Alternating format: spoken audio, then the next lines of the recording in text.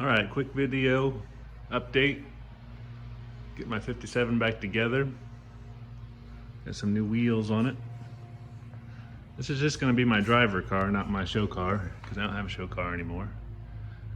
But it's got a pretty clean undercarriage for just a driver. But what I wanted to talk about today is I'm adding a hitch. I want to be able to pull my motorcycle. Good utilitarian stuff. And I'm kind of in the middle of the install here, but I wanted to address bad information on the internet. I had read so many articles and actually watched 2 YouTube how-to videos on putting a Jeep Wrangler, like a 97 Jeep Wrangler hitch on, and how it was just a direct bolt on. And then I watched 2 guys on YouTube cut and weld and hack and elongate holes to make it work. And instead of doing that, I did measuring of the frame and then looked up what Reese had. Show you the part number here, 44652. And look how good everything lines up with the frame there on center.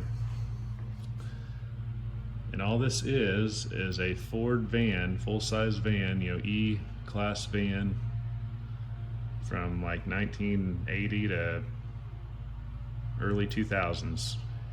And you can get it from Amazon to your door for $100. Even comes with a little chrome cover.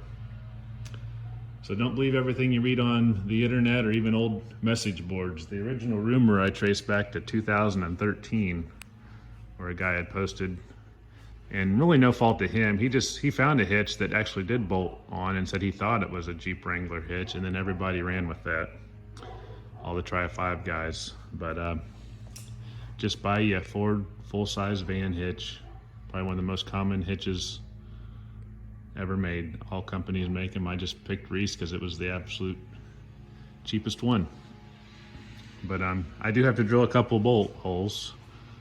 But these holes here that are usually used for exhaust hangers here in the back corner get you close. I had to open them up a little bit, but that gets me hung, and so I can, you know, mark the holes for the other 4 bolts. So I'm real proud of that, and I think I'll be able to hang my exhaust back in place without any interference. So there you go. Tri-5 hitch should be a Ford E-Series van hitch, not a Jeep Wrangler hitch. Hope this helps your build. Later.